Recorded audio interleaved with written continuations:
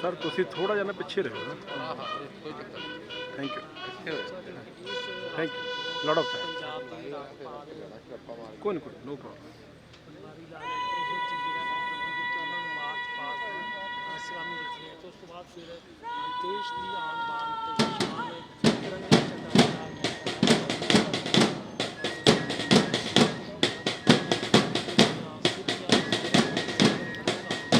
साढ़े देश के अज 73वें गणतंत्र दिवस के अवसर से शहीद मेजर हरमिंदरपाल सिंह सरकारी कॉलेज साहिबजादा अजीत सिंह नगर विखे पंजाब सरकार वालों जो राजपति समागम करवाया जा रहा है। पंजाब के मानयोग राज्यपाल श्री बनवारी लाल प्रोहित जी इस समागम में बतौर मुख्य मेहमान हो चुके हैं। मानयोग राज्यपाल जी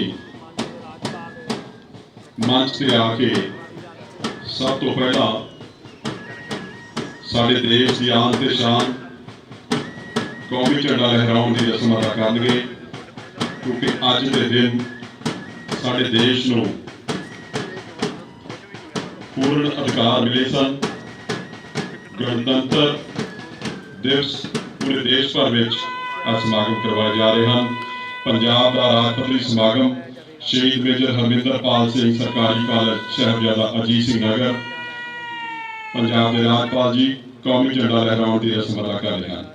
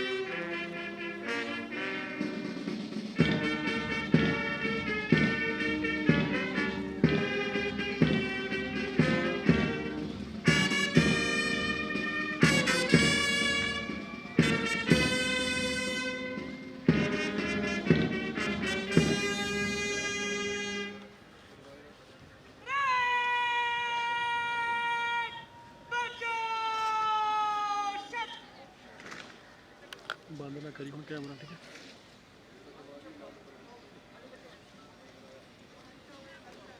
पंजाब के मानयोग राज्यपाल श्री बनवारी लाल प्रोहित जी ने अज राजपत्रित समागम कौमी झंडा लहराउण की रस्म अदा की है।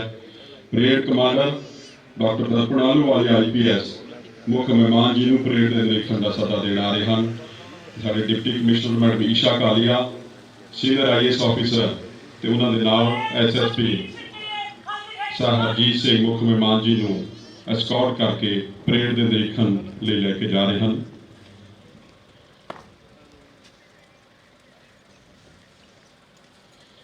पंजाब के मानयोग राज्यपाल और UT चंडीगढ़ के प्रशासक श्री बनवारी लाल प्रोहित वो शख्सियत हैं जिन्होंने पिछले 4 दहाकियां तो अपना जीवन बड़े पद्धर के लोगों को समर्पित किया है। श्री प्रोहित नागपुर तो 3 बार लोक सभा मैंबर रहे और पिछले 100 सालों तो मध्य भारत के सब तो पुराने और सब तो वध प्रसारित अंग्रेजी अखबार की हितवदा के प्रबंधकी संपादक रहे। आप एक उगे शिक्षा शास्त्री, प्रसिद्ध समाजिक कारकुन, संस्थान निर्माता, राष्ट्रवादी चिंतक हैं। श्री प्रोहित बेदाग अक्ष वाली एक जानी पहचानी शख्सियत हैं जो पिछले 40 सालों तो वध समय तो लोक सेवा की सरगर्म हैं, जिन्होंने मध्य भारत में समाजिक, राजनीतिक, विधिक और उद्योगिक क्षेत्रों में अपनी विलक्षण पहचान बनाई है। विदर्भ की लगातार अनदेखी किए जाने कारण आपने चोण लड़न का फैसला किया। हुण मानयोग राज्यपाल जी परेड का निरीक्षण कर रहे हैं। पहली टुकड़ी police recruit training centre Jahan खेला, दूसरी टुकड़ी police recruit training centre Jahan खेला, जिस टुकड़ी का निरीक्षण कर रहे हैं अगली टुकड़ी भी police recruit training centre Jahan खेला। जिला पुलिस साहिबजादा अजीत सिंह नगर, अगली टुकड़ी जिला पुलिस साहिबजादा अजीत सिंह नगर की खवात अगली पिछे टुकड़ी खवात पिछे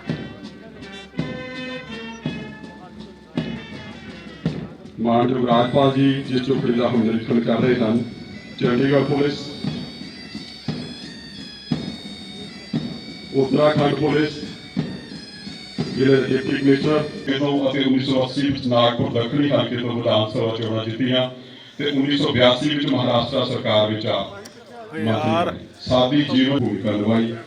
ਰੱਖਿਆ ਮੰਤਰਾਲੇ ਦੀ ਸੰਸਦੀ ਸਲਾਹਕਾਰ ਕਮੇਟੀ ਦੇ ਮੈਂਬਰ ਵਜੋਂ ਸ਼੍ਰੀ ਪ੍ਰੋਹਿਤ ਨੇ ਰਾਸ਼ਟਰੀ ਰੱਖਿਆ ਅਤੇ ਸੁਰੱਖਿਆ ਵਿਸ਼ੇ ਤੇ ਵਿਚਾਰ ਪ੍ਰਕਿਰਿਆ ਵਿੱਚ ਮਹੱਤਵਪੂਰਨ ਯੋਗਦਾਨ ਪਾਇਆ।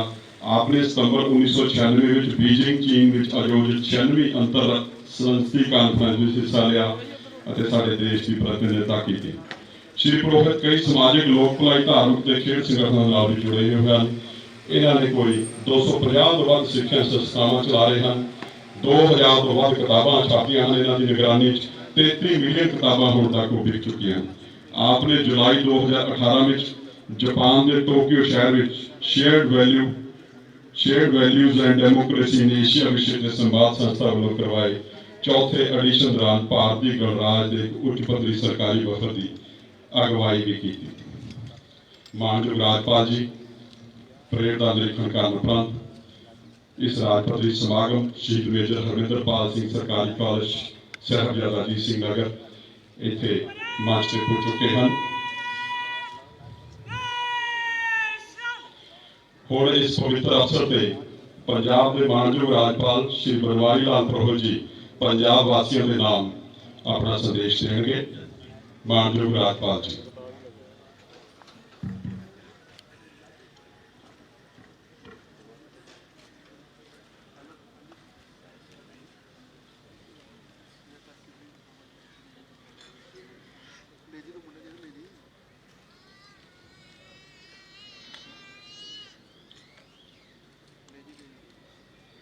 भाइयों,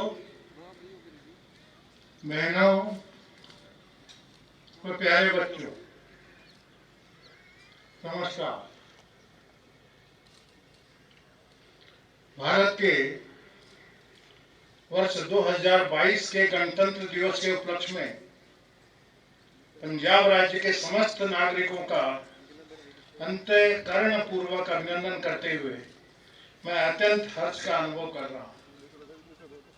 आप सभी को बहुत बहुत बधाइयां और अनगिनत शुभकामनाएं। नववर्ष के लिए और लोहड़ी के लिए भी आप सभी का बहुत बहुत अभिनंदन। गणतंत्र दिवस यह हमारे देश का एक बहुत ही महत्वपूर्ण समारोह है। वजह साफ है, इस दिन 1950 में हम भारतीयों ने अपने आप को देश का संविधान दिया। इस ऐतिहासिक घटना का महत्व फिर से समझ लेना और संविधान के मूल तत्वों के प्रति अपनी कर्तव्य निष्ठा जाहिर करना, यह आज के समारोह का प्रमुख उद्देश्य है। उन मूलभूत तत्वों का प्रत्यक्ष व्यवहार में पालन करने के लिए शपथबद्ध होना हर नागरिक का कर्तव्य है। आज मैं आप सबसे अनुरोध करता हूं कि हम प्रयत्न पूर्वक संविधान के विचारों का पालन करें ताकि हमारा देश सुव्यवस्था के नियमों की चौखट के भीतर प्रगति की ओर हमेशा कूच करता है। बड़ी अद्भुत है ये चौखट। स्वातंत्र, समता, न्याय और बंधुभाव, ये चार आयाम है इस चौखट के। यही हमारे संविधान में कहा गया है। इसी चौखट के अनुरूप हमारे भारत का संविधान ढाला गया है। देश इस समय आजादी के 75 साल का पर्व मना रहा है।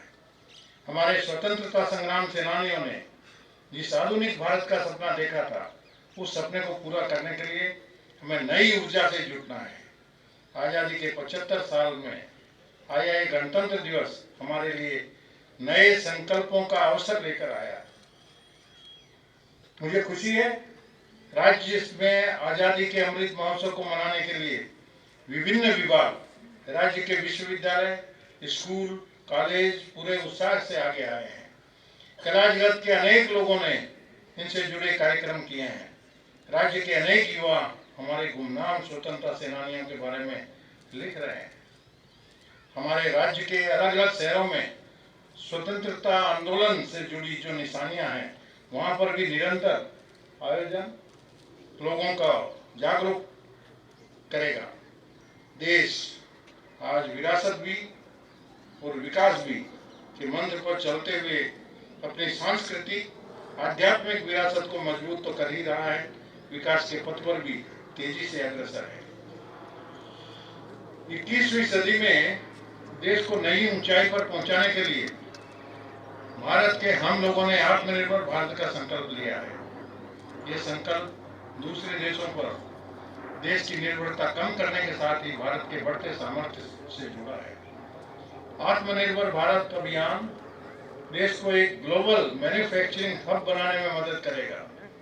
देश आज लोकल के लिए वोकल होकर अपने स्थानीय उत्पादों को भी बढ़ावा दे रहा है। कोरोना के इस मुश्किल समय में हमें आत्मनिर्भरता का मतलब समझाया है।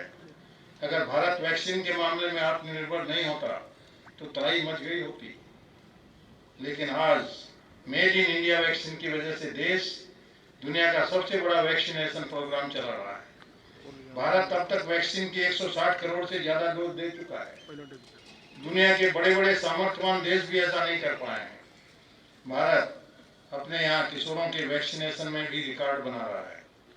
3 जनवरी के बाद से 15 से 18 वर्ष की आयु के बीच के किशोरों को अब तक 4 करोड़ से ज्यादा वैक्सीन डोज दी जा चुकी है। यह दूरदर्शी सोच वाले हमारे प्रधानमंत्री श्री नरेंद्र मोदी ही हैं, जिनके द्वारा उठाए गए कदमों व समय पर लिए गए निर्णयों के चलते महामारी के बावजूद राष्ट्र आगे बढ़ पाया और वायरस के संक्रमण को रोकने के प्रयास युद्ध स्तर पर किए गए। आत्मनिर्भर भारत अभियान की मिसाल कायम करते हुए भारत ने न केवल अपने स्वयं की वैक्सीन का निर्माण शुरू किया, बल्कि अन्य देशों को भी इसकी आपूर्ति की। कोरोना के इस समय में देश ने अपने नागरिकों का जीवन बचाने को सर्वोच्च प्राथमिकता दी।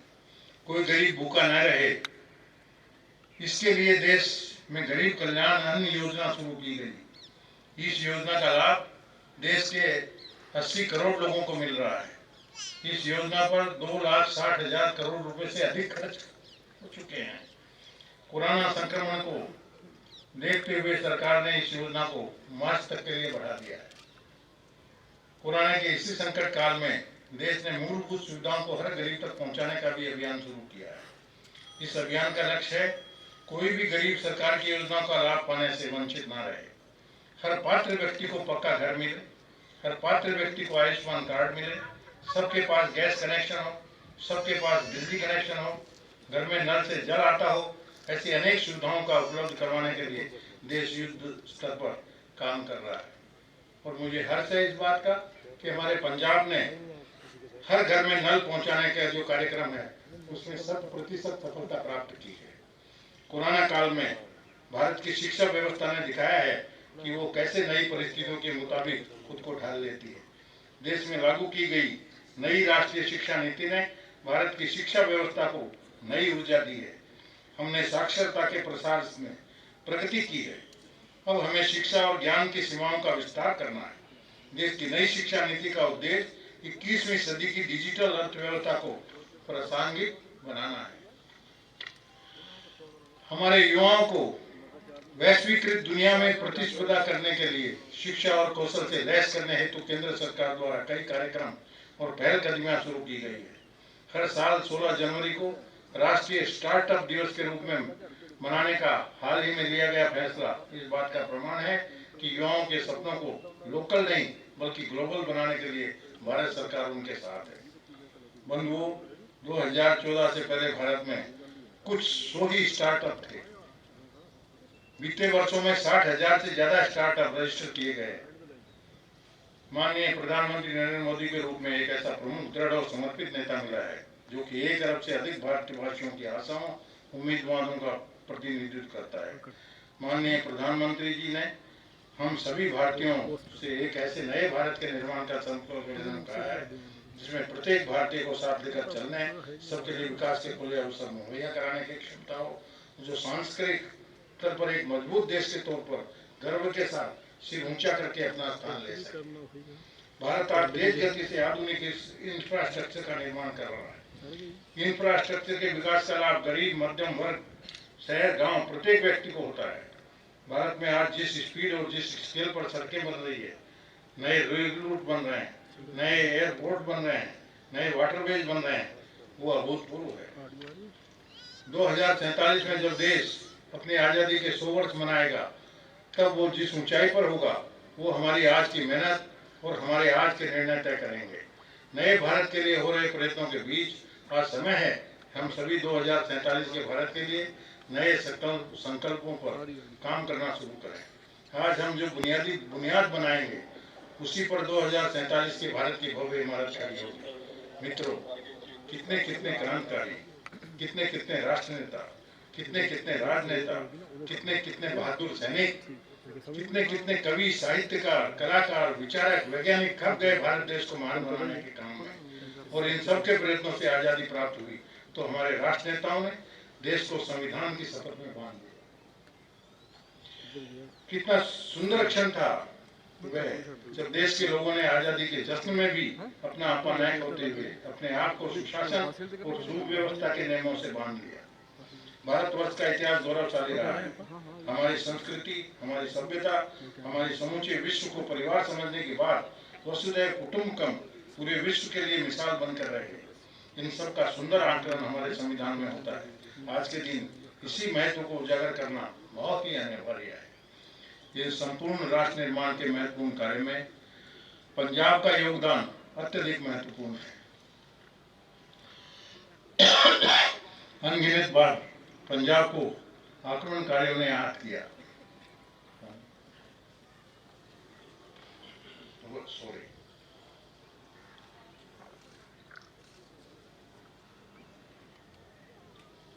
अनगिनत बार पंजाब को आक्रमणकारियों ने आहत किया, पर पंजाब के वीर सपूतों ने हर बार देश का रक्षण किया। 5 नदियों के साथ पंजाब में एक और नदी बहती रही, सपूतों के खून की। सिर कट गए पर झुके नहीं। पूरा देश इसलिए पंजाब का लोहा मानता है। इसीलिए देश पंजाब को धन्यवाद करता है। पूरे देश में पंजाब की लोकप्रियता की पहचान की वजह है पंजाब के हरे भरे खेत, पंजाब के उद्योग, पंजाब की उत्कृष्ट लोक कलाएं, पंजाब के पारंपरिक व्यंजन। यह हमें स्वीकार करना होगा कि आज देश के सामने बहुत चुनौतियां खड़ी हैं। हमारे कल्याणकारी राज्य व्यवस्था चलाने में बहुत सारी कठिनाइयां आ रही हैं। देश की सीमाओं पर भी हमें सजग रहना आवश्यक हो गया है। ऐसी चुनौतियों के समय भारत का संविधान हमारा कवच है और हमारी बुनियाद भी। संविधान का पालन करना हमारा कर्तव्य है और धर्म भी। संविधान हमें सिखाता है कि हम सब समान हैं, हम सब एक हैं और हम भारत के सर्व समान और सर्वमान्य संस्कृति के धरातल पर खड़े रहकर हर चुनौती को प्राप्त कर सकते हैं। यह सब विचार करते समय हमें बार बार हमारे इतिहास की ओर मुड़ना पड़ता है। पंजाब गुरु नानक देव जी की, गुरु गोविंद सिंह जी की संतों की भूमि है। पंजाब लाला लाजपत राय जी की, सरदार भगत सिंह, राजगुरु सुखदेव की भूमि है। पंजाब श्रेष्ठ खिलाड़ियों की भूमि है और इसीलिए हमारा संविधान के प्रति दायित्व और बढ़ जाता है, क्योंकि हमारी किसी भी कृति से इन महान हस्तियों का अपमान न हो जाए। इसलिए इन सब महान हस्तियों की याद हमारे हृदय में हमेशा बसी रहनी चाहिए। पिछले 2 वर्षों में भारत देश ने कोविड महामारी का सामना बड़ी बहादुरी से और सफलता से किया। बीमारी से तो हम लड़ते ही रहे, पर आर्थिक चुनौतियों का भी सामना करते रहे। हमारे किसानों पर, मजदूरों पर, औद्योगिक कामगारों पर विपत्तियों के पहाड़ टूटे, फिर भी कोई भी हिम्मत नहीं हारा। यह भारतवासियों का विशेषता है। हम सब के प्रयास, हम सब की एकजुटता विश्व देखता रहा, सराहता रहा। विश्व के विभिन्न संस्थानों में हर महत्वपूर्ण गतिविधि में भारत का सहभाग बरकरार रहा, जो सभी की प्रशंसा का विषय रहा। हमारी बहादुर सेनाओं, हमारे वीर सिपाहियों ने अपना पराक्रम विश्व को दिखा दिया। हर भारतीय आज आश्वस्त है कि सेना के हाथों में वह सुरक्षित है। ये सब आज हमें सरल लग सकता है, पर सच्चाई यह है कि ये सारी उपलब्धियां अथक परिश्रम से प्राप्त हुई है। और ये संभव इसलिए हुआ क्योंकि हमें हमारे संविधान का सहारा हमेशा था। संविधान सिर्फ कागज पर लिखे शब्द नहीं है, ये एक जीवन स्पंदित अभिलेख है भारत के रहने वालों की इच्छाओं, आकांक्षाओं और सपनों का। और हमारा संविधान जीवंत है, इसलिए यह एक सतत प्रवाहित धारा है जिसके प्रवास में काफी सारे मोड़ भी आए। हमारे संविधान ने काफी सारे संशोधन भी देखे हैं। इसका मतलब साफ है कि हमारा संविधान समय समय पर समय अनुसार अपने आप को नए सिरे से ढाल लेने की क्षमता रखता है। यह उसकी असली शक्ति है। भारत जैसे विशाल देश में संस्कृति के विभिन्न रूप दिखाई देते हैं। पंजाब की सांस्कृतिक पद्धति तमिलनाडु और केरल की संस्कृति से पूर्णतया भिन्न है। इसके बावजूद भारत एक संघ राज्य है।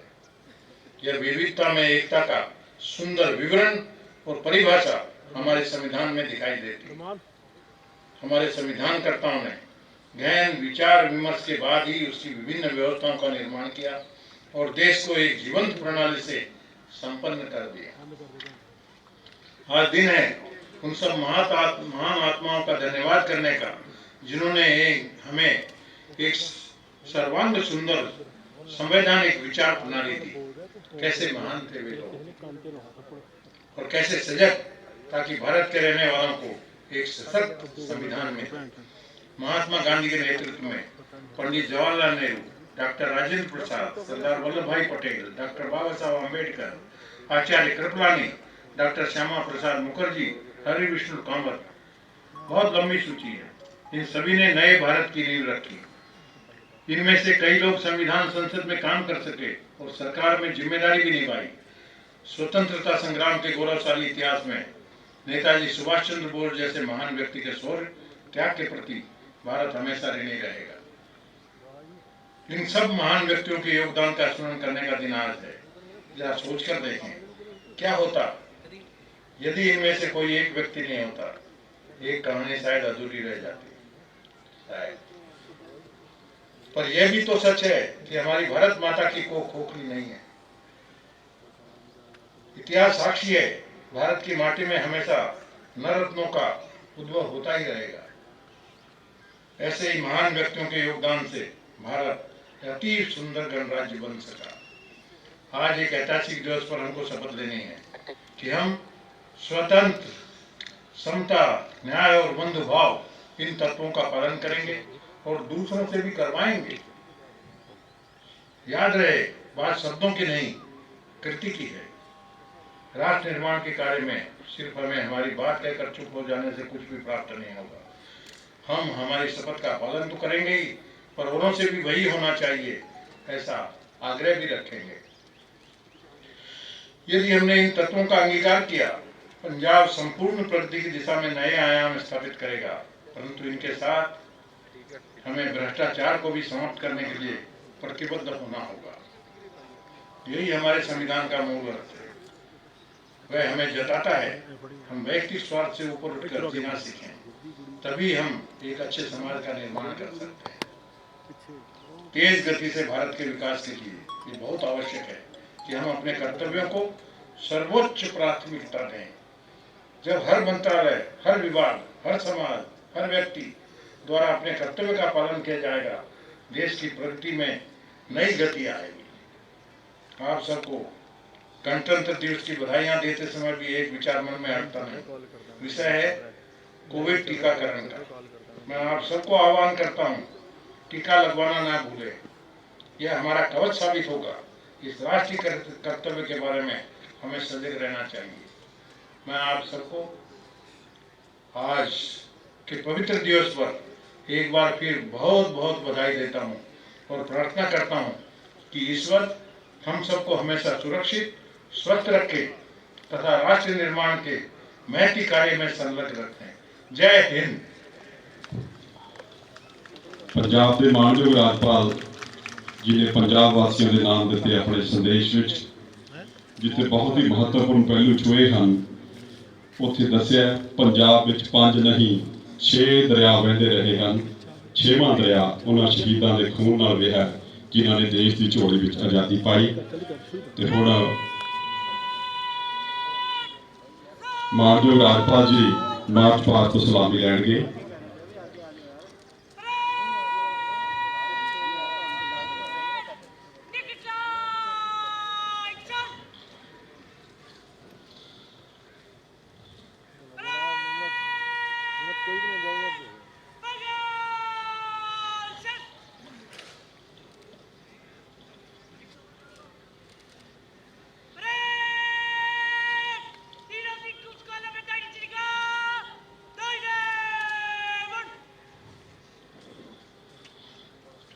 ਸਾਡੇ ਦੇਸ਼ ਦੇ 73ਵੇਂ ਗਣਤੰਤਰ ਦਿਵਸ ਦੇ ਅਵਸਰ ਤੇ ਸ਼ਹੀਦ ਮੇਜਰ ਹਰਮਿੰਦਰਪਾਲ ਸਿੰਘ ਸਰਕਾਰੀ ਕਾਲਜ ਸਾਹਿਬਜ਼ਾਦਾ ਅਜੀਤ ਸਿੰਘ ਨਗਰ ਦੇ ਇਸ ਵਿਹੜੇ 'ਚ ਪੰਜਾਬ ਸਰਕਾਰ ਵੱਲੋਂ ਕਰਵਾਏ ਜਾ ਰਹੇ ਰਾਜ ਪੱਧਰੀ ਸਮਾਗਮ ਵਿੱਚ ਮਾਣਯੋਗ ਰਾਜਪਾਲ ਜੀ ਨੇ ਜਿੱਥੇ ਕੌਮੀ ਝੰਡਾ ਲਹਿਰਾਉਣ ਦੀ ਰਸਮ ਅਦਾ ਕੀਤੀ, ਉੱਥੇ ਹੀ ਉਹਨਾਂ ਨੇ ਪੰਜਾਬ ਵਾਸੀਆਂ ਦੇ ਨਾਮ ਇੱਕ ਬਹੁਤ ਹੀ ਮਹੱਤਵਪੂਰਨ ਸੰਦੇਸ਼ ਦਿੱਤਾ ਹੈ, ਜਿਸ ਵਿੱਚ ਮਾਣਯੋਗ ਰਾਜਪਾਲ ਜੀ ਨੇ ਜਿੱਥੇ ਦੇਸ਼ ਦੇ ਵਿੱਚ ਆਜ਼ਾਦੀ ਸੰਗਰਾਮ ਵਿੱਚ ਪੰਜਾਬ ਦੇ ਯੋਗਦਾਨ ਦਾ ਜ਼ਿਕਰ ਕੀਤਾ ਹੈ, ਉੱਥੇ ਹੀ ਉਹਨਾਂ ਕਿਹਾ ਪੰਜਾਬ ਬਾਬਾ ਨਾਨਕ, ਰਿਸ਼ੀਆਂ ਮੁਨੀਆਂ, ਪੀਰ ਪੈਗੰਬਰਾਂ, ਭਗਤ ਸਿੰਘ, ਰਾਜਗੁਰੂ ਸੁਖਦੇਵ ਤੇ ਲਾਲਾ ਲਾਜਪਤ ਰਾਏ ਸਮੇਤ ਹਜ਼ਾਰਾਂ ਸ਼ਹੀਦਾਂ ਦੀ ਧਰਤੀ ਹੈ, ਜਿਨ੍ਹਾਂ ਨੇ ਆਜ਼ਾਦੀ ਦੇਸ਼ ਨੂੰ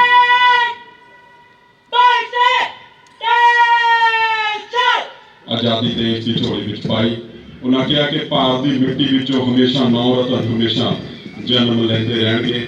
ਉਹਨਾਂ ਨੇ ਨਾਗਰਿਕਾਂ ਨੂੰ ਆਪਣੇ ਕਰਤੱਵਾਂ ਦਾ ਪਾਲਣ ਕਰਨ ਦਾ ਸੱਦਾ ਦਿੰਦਿਆਂ ਕੋਵਿਡ ਟੀਕਾਕਰਨ ਵਿੱਚ ਵੀ ਵੱਧ ਚੜ੍ਹ ਕੇ ਹਿੱਸਾ ਪਾਉਣ ਦਾ ਸੱਦਾ ਦਿੱਤਾ ਹੈ। ਹੁਣ ਮਾਰਚ ਪਾਸਟ ਤੋਂ ਮੁੱਖ ਮਹਿਮਾਨ ਜੀ ਸਲਾਮੀ ਲੈਣਗੇ।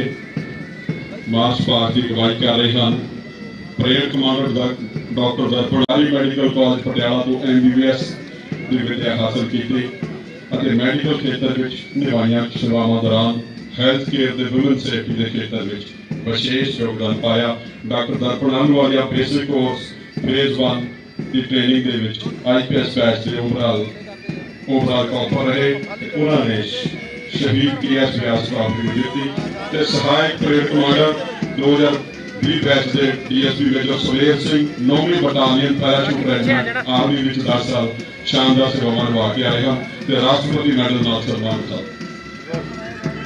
पहली टुकड़ी पुलिस रिक्रूट ट्रेनिंग सेंटर जहां खेला प्लाटून कमांडर SI राजकुमार की अगवाई में कौमी झंडे ਨੂੰ सलामी देते हुए अगली टुकड़ी की पुलिस रिक्रूट ट्रेनिंग सेंटर जहां खेला sub inspector Rajendra Singh platoon commander की अगवाई में कौमी झंडे ਨੂੰ सलामी देते हुए वादे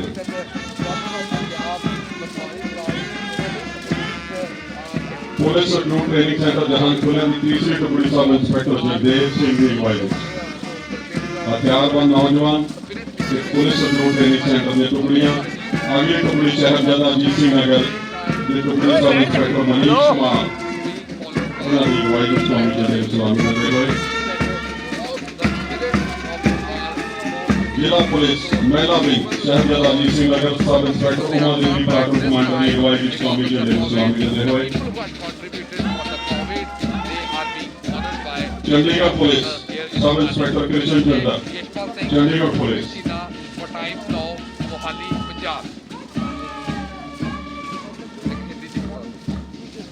अगली टुकड़ी जो कौमी झंडे ਨੂੰ सलामी दे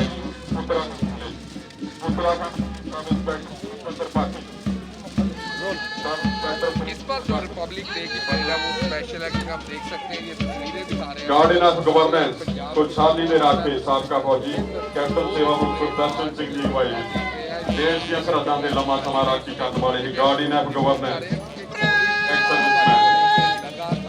ਸਾਡੀ ਜ਼ਮੀਨੀ ਫੌਜ ਦਾ ਭਵਿੱਖ NCC ਆਰਮੀ ਦੇ ਸਰਕਾਰੀ ਕਾਲਜ ਮੋਹਾਲੀ ਅੰਡਰ ਅਫਸਰ ਜਸਮੀਨ ਕੌਰ NCC ਆਰਮੀ ਵਿੱਚ ਭਾਰਤੀ ਜ਼ਮੀਨੀ ਫੌਜ ਦਾ ਭਵਿੱਖ PAP ਜਲੰਧਰ ਬਰਾਸਮੈਨ SI ਓਂਕਾਰ ਚੰਦ PAP ਜਲੰਧਰ 5 ਐਂਡ SI ਸੋਹਣ ਮਸੀਹ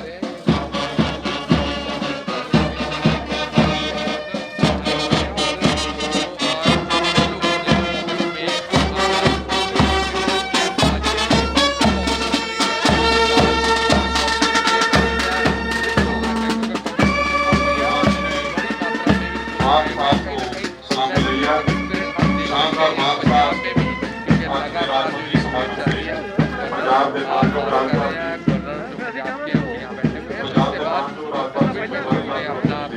राज्यपाल कैमरामैन यशपाल के साथ सिंह जीना, टाइम्स ऑफ नाबर, मोहाली, पंजाब। मानयोग राज्यपाल जी ने एक रंग बिरंगे गुब्बारिਆਂ ਦਾ ਗੁਲਦਸਤਾ ਹਵਾ ਵਿੱਚ ਇਸ ਪਵਿੱਤਰ ਦਿਹਾੜੇ ਤੇ ਛੱਡਿਆ। ਪੰਜਾਬ ਦੇ ਰਾਜਪਾਲ ਸ਼੍ਰੀ ਬਨਵਾਰੀ ਲਾਲ ਪ੍ਰੋਹਿਤ ਜੀ ਨੇ ਅੱਜ ਸਾਡੇ ਦੇਸ਼ ਦੇ ਸਰਵੇ ਗਣਤੰਤਰ ਦਿਵਸ ਦੇ ਅਵਸਰ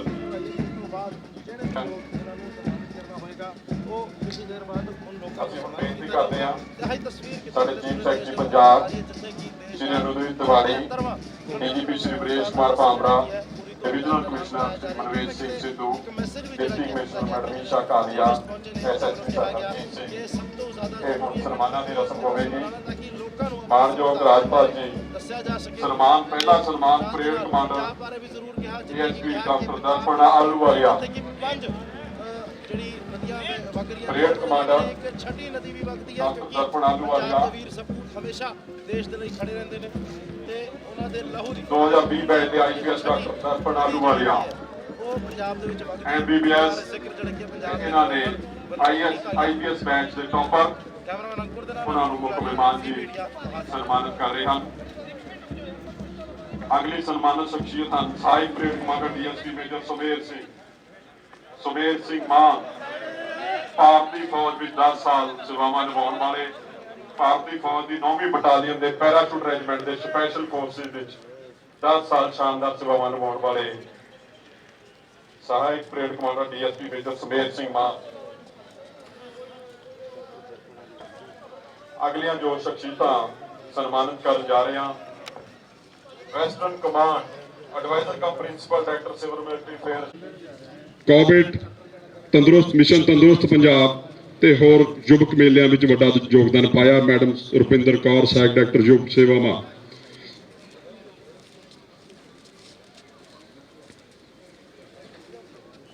ਅਗਲੀ ਸ਼ਖਸੀਅਤ ਸ਼੍ਰੀ ਮਨਜੇਸ਼ ਸ਼ਰਮਾ, ਡਿਪਟੀ CEO, ਇਹਨਾਂ ਨੇ ਵੀ ਕੋਵਿਡ ਦੀ ਦੂਜੀ ਲਹਿਰ ਦੇ ਵਿੱਚ ਤੇ ਸਰਕਾਰ ਦੇ ਟੀਕਾਕਰਨ ਮੁਹਿੰਮ ਦੇ ਵਿੱਚ ਵੱਡਾ ਯੋਗਦਾਨ ਪਾਇਆ। ਅਗਲੀ ਸ਼ਖਸੀਅਤ doctor Girish Dogra, senior medical ਅਫਸਰ SSC ਨਗਰ। ਕੋਵਿਡ ਦੌਰਾਨ ਜਿਹੜਾ ਸ਼ਲਾਘਾਯੋਗ ਕੰਮ ਕਰਨ ਵਾਲੀਆਂ ਸ਼ਖਸੀਅਤਾਂ ਨੇ ਇਹ ਕੋਵਿਡ ਦੇ ਵਿੱਚ ਮਹਾਮਾਰੀ ਚੋਂ ਇਹ ਕੱਢਿਆ ਇਹਨਾਂ ਨੇ ਸਾਡੇ ਪੰਜਾਬ ਨੂੰ, ਸਾਡੇ ਮੁਲਕ ਨੂੰ ਇਹ ਲੜਾਈ ਦੇ ਵਿੱਚ ਮੋਢੇ ਨਾਲ ਮੋਢਾ ਜੋੜਿਆ। Doctor Jagjit Bajwa RMO, doctor Jagjit Bajwa Covid ਮਹਾਮਾਰੀ ਦੌਰਾਨ ਸ਼ਲਾਘਾਯੋਗ ਕਾਰਜ। ਅਗਲੇ ਹਨ ਡਾਕਟਰ ਸ਼੍ਰੀ ਜਸਵਿੰਦਰ ਬੱਗਾ BDPO ਖਰੜ, ਸ਼੍ਰੀ ਜਸਵਿੰਦਰ ਬੱਗਾ BDPO ਖਰੜ ਇਹ ਦਫ਼ਤਰੀ ਕੰਮ ਮਿਹਨਤ ਤੇ ਤਨਦੇਹੀ ਨਾਲ ਕਰ ਰਹੇ ਹਨ। ਉਸ ਤੋਂ ਅਗਲੀ ਸ਼ਖਸੀਅਤ ਹਰਪ੍ਰੀਤ ਸਿੰਘ, ਖੇਤੀਬਾੜੀ ਵਿਕਾਸ ਅਫਸਰ। ਪਰਾਲੀ ਦੀ ਰਹਿੰਦ ਖੂੰਹਦ ਨੂੰ ਸੁਚੱਜੇ ਢੰਗ ਨਾਲ ਸਾਂਭਣ ਲਈ ਇਹਨਾਂ ਨੇ ਵੱਡਾ ਯੋਗਦਾਨ ਪਾਇਆ। ਸ਼੍ਰੀ ਹਰਪ੍ਰੀਤ ਸਿੰਘ, ਖੇਤੀਬਾੜੀ ਵਿਕਾਸ ਅਫਸਰ। Shri Jagdeep Singh, block technology manager, ਫਸਲੀ ਵਿਭਿੰਨਤਾ 'ਚ ਇਹਨਾਂ ਨੇ ਵੱਡਾ ਕੰਮ ਕੀਤਾ ਹੈ ਕਿਉਂਕਿ ਪੰਜਾਬ ਇੱਕ ਖੇਤੀ ਪ੍ਰਧਾਨ ਸੂਬਾ ਹੈ। ਪਾਣੀ ਦੀ ਸੰਭਾਲ ਜੋ ਝੋਨੇ ਦੀ ਵੱਟਾਂ ਤੇ ਲਵਾਈ ਇਹਨਾਂ ਨੇ। Shri Bhupinder Singh, health inspector, Covid ਦੇ ਵਿੱਚ ਇਹਨਾਂ ਨੇ ਬਹੁਤ ਵੱਡਾ ਕੰਮ ਕੀਤਾ ਹੈ। 3 ਸ਼ਖਸੀਅਤਾਂ ਅਸੀਂ ਬੁਲਾ ਰਹੇ ਹਾਂ। Shri Bhupinder Singh, health inspector, doctor Manpreet Singh CHO, Shri Sandeep Kumar, ਸਫਾਈ ਸੇਵਕ। ਕੋਵਿਡ ਦੇ ਵਿੱਚ ਇਹਨਾਂ ਨੇ ਬਹੁਤ ਸ਼ਾਨਦਾਰ ਸੇਵਾਵਾਂ ਨਿਭਾਈਆਂ ਨੇ। ਦਿਨ ਰਾਤ ਇਹਨਾਂ ਨੇ ਸਾਰਿਆਂ ਨੇ ਇੱਕ ਕੀਤਾ ਹੈ। ਅਗਲੀ ਸ਼ਖਸੀਅਤ ਸ਼੍ਰੀਮਤੀ ਸ਼ਰਨਜੀਤ ਕੌਰ, ਲੈਕਚਰਰ ਅੰਗਰੇਜ਼ੀ school, smart school phase 3B1।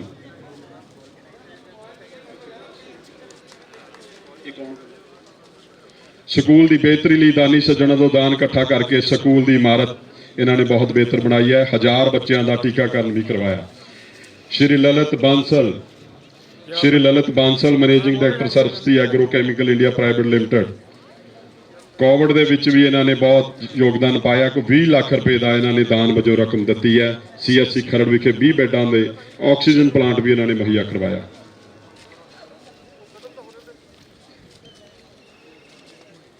ਯਾਰ ਇਹਨਾਂ ਨੂੰ ਪਿੱਛੇ ਲਿਆਊਗਾ ਸਾਰਿਆਂ ਨੂੰ ਯਾਰ, ਭਾਜੀ ਪਿੱਛੇ ਲੈ ਕੇ ਆਓ ਯਾਰ ਇਹਨਾਂ ਨੂੰ ਸਾਰਿਆਂ ਨੂੰ। ਸ਼੍ਰੀ ਸੰਦੀਪ ਕੁਮਾਰ ਕੋਵਿਡ 'ਚ ਕੰਮ ਕੀਤਾ ਹੈ। ਸ਼੍ਰੀਮਤੀ ਸਰਨਜੀਤ ਕੌਰ, ਲੈਕਚਰਰ। ਅਗਲੇ ਹਨ ਸ਼੍ਰੀ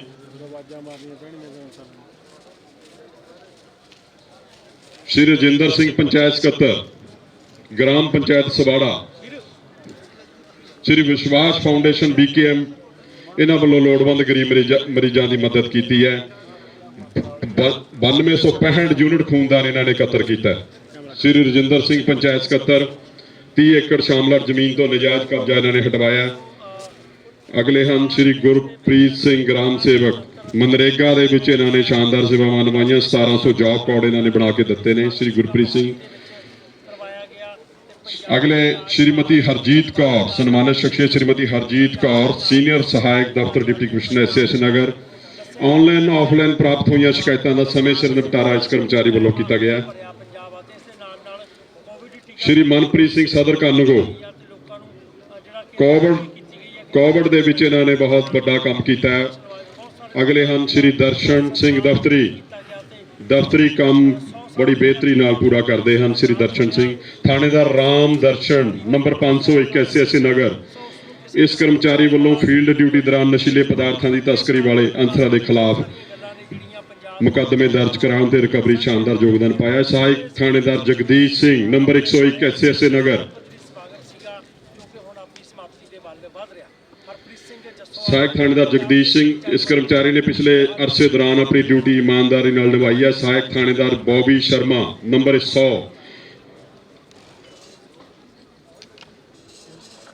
हौलदार संदीप कुमार 1455 इस कर्मचारी ने चोणों दौरान अपनी ड्यूटी जी बाखूबी निभाई है। हौलदार नवजोत सिंह नंबर 80 इस कर्मचारी वालों दफ्तरी काम नूं सुचारू ढंग नाल चलाया जाता है। सीनियर सिपाही वरिंदर सिंह स्पैशल ब्रांच ते अखीरली शख्सियत सीनियर मैडिकल अफसर कोविड डॉक्टर विजय भगत इन्होंने भी बड़ा योगदान पाया। हुण अगली सन्मान जो असी करन जा रहे हैं परेडां दे सन्मान ने। इहदे विच परेडां दे सन्मान होण जा रहे ने जिन्हां विच पहला बेनती है police recruit training centre Jahan खेला ASI राजकुमार अपना सन्मान लैण मुख मेहमान जी तो। पुलिस रिक्रूट ट्रेनिंग सेंटर जहान खेलों की पहली टुकड़ी दूजी टुकड़ी तीजी टुकड़ी ASI राजकुमार sub inspector Rajinder Singh sub inspector Jagdev Singh.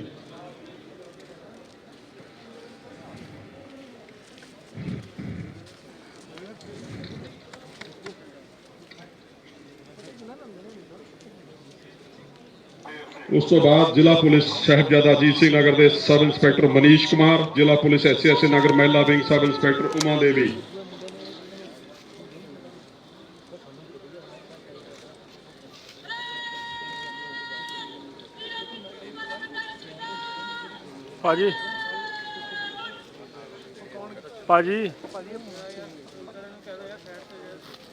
Punjab police recruit training centre Jahan खेला।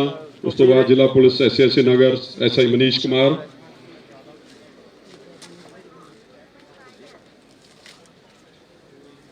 जिला पुलिस SAS नगर महिला विंग की SI Uma Devi platoon commander इन्होंने जो रात पद्धरी परेड के हिस्सा लिया। SI मनीष कुमार तो बाद सब इंस्पैक्टर उमा देवी। अगले सन्मानित शख्सियत चंडीगढ़ पुलिस की टुकड़ी के सब इंस्पैक्टर कृष्ण चंद्र।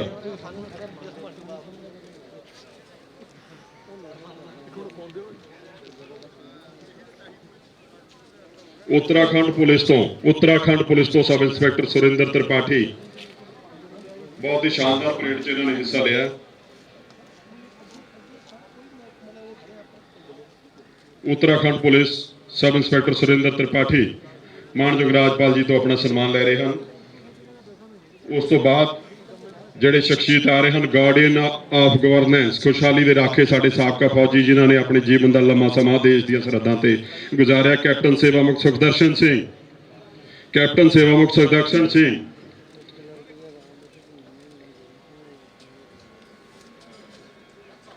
अगली सन्मानित शख्सियत ने साड़ी जमीनी फौज साड़ी आर्मी का भविख NCC आर्मी विंग सरकारी कॉलेज मोहाली के अंडर अफसर जसमीन कौर ते उन्होंने नाल दे साथी अपना अवार्ड ले रहे हैं।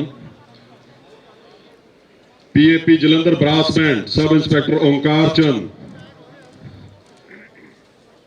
PAP Jalandhar pipe band sub inspector Sohan Masih sub inspector Onkar चंद मानयोग राजपाल जी तो अपना अवार्ड ले रहे हैं। PAP जलंधर का पाई बैंड सब इंस्पैक्टर सोहन मसीह बहुत ही संगीतमय तो नाच इन्होंने इस पवित्र अवसर से बहुत ही रंग बन्या।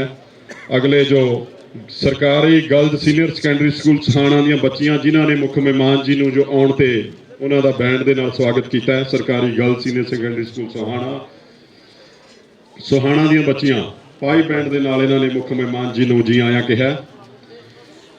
ਅਗਲੀਆਂ ਬੱਚੀਆਂ ਜੋ ਆ ਰਹੀਆਂ ਸਰਕਾਰੀ model senior secondary school 3B1 Sahibzada Ajit Singh Nagar, ਇਹਨਾਂ ਨੇ ਰਾਸ਼ਟਰੀ ਗਾਇਨ ਜੋ ਅਖੀਰ ਦੇ ਵਿੱਚ ਹੋਣਾ ਹੈ ਉਹ ਬੱਚੀਆਂ ਨੇ। ਸਰਕਾਰੀ model senior secondary school 3B1 ਰਾਸ਼ਟਰੀ ਗਾਇਨ ਵਾਲੀਆਂ ਬੱਚੀਆਂ ਤੇ ਅਖੀਰ ਦੇ chief drill master inspector Charanjit Singh ਜਿਨ੍ਹਾਂ ਨੇ ਪਰੇਡ ਤਿਆਰ ਕਰਵਾਈ ਹੈ। Chief drill master inspector Charanjit Singh.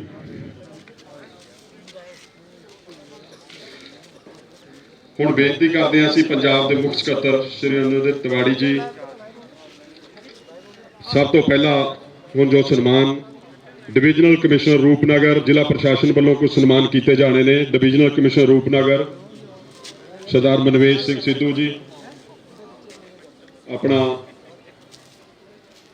Divisional commissioner Amandeep Singh Sidhu, ਮੈਨੀਪਲ ਭਾਈ ਨੂੰ ਕਹੀਂ ਯਾਰ, ਮਾਨਯੋਗ ਰਾਜਪਾਲ ਜੀ ਤੋਂ ਜ਼ਿਲ੍ਹਾ ਪ੍ਰਸ਼ਾਸਨ ਉਹਨਾਂ ਨੂੰ ਸਨਮਾਨਿਤ ਕਰ ਰਿਹਾ ਹੈ। ਬਹੁਤ ਹੀ ਲੰਮਾ ਤਜਰਬਾ ਇਸ ਸਤਿਕਾਰੀ ਦਾ। ਅਗਲੇ ਸਨਮਾਨਿਤ ਸ਼ਖਸੀਅਤ IG ਸ਼੍ਰੀ AK ਮਿੱਤਲ, ਮਾਨਯੋਗ ਰਾਜਪਾਲ ਜੀ ਤੇ ਜ਼ਿਲ੍ਹਾ ਪ੍ਰਸ਼ਾਸਨ ਦੇ ਵੱਲੋਂ deputy commissioner madam Isha Kalia ji, IG ਸ਼੍ਰੀ AK ਮਿੱਤਲ, DGP ਸ਼੍ਰੀ ਵਰੇਸ਼ ਕੁਮਾਰ ਭਾਵਰਾ, ਪੰਜਾਬ ਦੇ DGP ਸ਼੍ਰੀ ਵਰੇਸ਼ ਕੁਮਾਰ ਭਾਵਰਾ ਮਾਨਯੋਗ ਰਾਜਪਾਲ ਜੀ ਤੋਂ ਆਪਣਾ ਸਨਮਾਨ ਹਾਸਲ ਕਰ ਰਹੇ ਹਨ। ਹੁਣ ਮਾਨਯੋਗ ਰਾਜਪਾਲ ਜੀ ਮੁੱਖ ਸਕੱਤਰ ਪੰਜਾਬ ਚੀਫ ਸੈਕਟਰੀ ਪੰਜਾਬ ਸ਼੍ਰੀ ਅਨੁਰਿਤ ਤਿਵਾੜੀ ਜੀ ਨੂੰ ਬਹੁਤ ਹੀ ਸੁਲਝੇ ਹੋਏ IAS ਅਧਿਕਾਰੀ ਸ਼੍ਰੀ ਅਨੁਰਿਤ ਤਿਵਾੜੀ ਜੀ ਮੁੱਖ ਸਕੱਤਰ ਪੰਜਾਬ ਨੂੰ ਸਨਮਾਨਿਤ ਕੀਤਾ ਜਾ ਰਿਹਾ ਹੈ।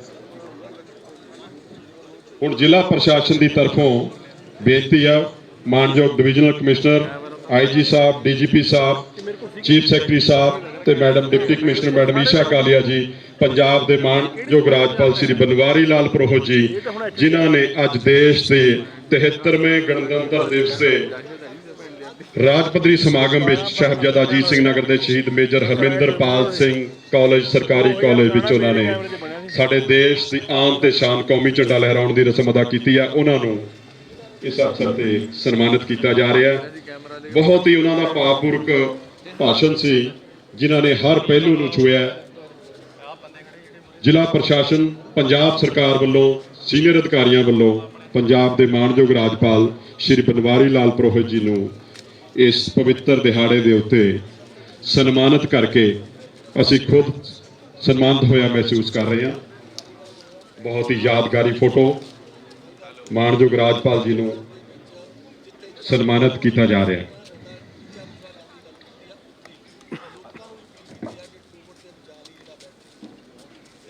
ਮਾਨਯੋਗ ਰਾਜਪਾਲ ਜੀ ਦਾ ਅਸੀਂ ਧੰਨਵਾਦ ਕਰਦੇ ਹਾਂ ਜਿਨ੍ਹਾਂ ਨੇ ਅੱਜ ਇਸ ਪਵਿੱਤਰ ਦਿਹਾੜੇ ਤੇ ਆ ਕੇ ਪੰਜਾਬ ਵਾਸੀਆਂ ਨੂੰ ਸੰਦੇਸ਼ ਦਿੱਤਾ ਹੈ। ਤੇ ਹੁਣ ਆਪਾਂ ਸਾਰਿਆਂ ਨੇ ਰਾਸ਼ਟਰੀ ਗਾਇਨ ਹੋਏਗਾ। ਸਾਰਿਆਂ ਨੇ ਸਤਿਕਾਰ ਵਜੋਂ ਸਰਕਾਰੀ model senior secondary school phase 3 ਦੀਆਂ ਬੱਚੀਆਂ ਰਾਸ਼ਟਰੀ ਗਾਇਨ ਕਰਨਗੀਆਂ। ਉਸ ਤੋਂ ਬਾਅਦ ਸਮਾਗਮ ਦੀ ਸਮਾਪਤੀ ਹੋਏਗੀ। ਰਾਸ਼ਟਰੀ ਗਾਇਨ।